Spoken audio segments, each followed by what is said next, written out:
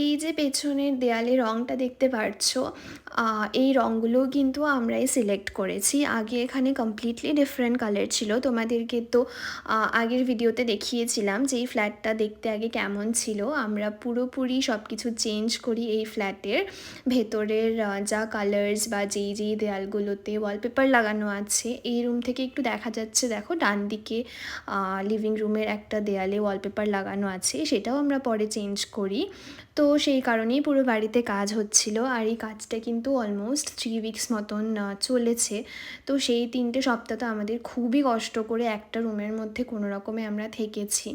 তো যাই হোক, সব কিছু পরে খুব স্মুথলি হয়, প্রত্যেকটা কাজ খুব সুন্দরভাবে কমপ্লিট হয়।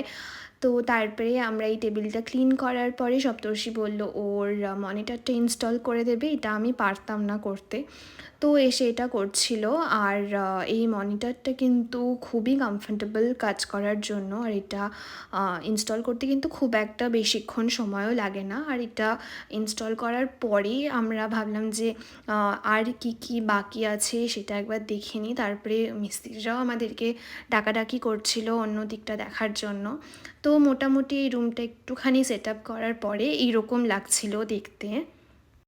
আর এই রুমেও দেখো কোনো এখনও কার্টেন আমরা লাগাইনি। তারপরে আমি সমস্ত যা ওয়্যারসগুলো লাগানোর জন্য যে এক্সটেনশন কর্ডগুলো দরকার সেগুলো এসে রাখছিলাম। তারপরে হেডফোনস আরও যে ইকুইপমেন্টগুলো লাগে অফিসের জন্য সেইগুলো গুছিয়ে রাখছিলাম। তো মোটামুটি এরকম লাগছিল ডেস্কটা তখন দেখতে। ইভেন তো এখন ডেস্কটা পুরোপুরি কিন্তু দেখতে আলাদা, তোমাদের সাথে ডেফিনেটলি শেয়ার করব।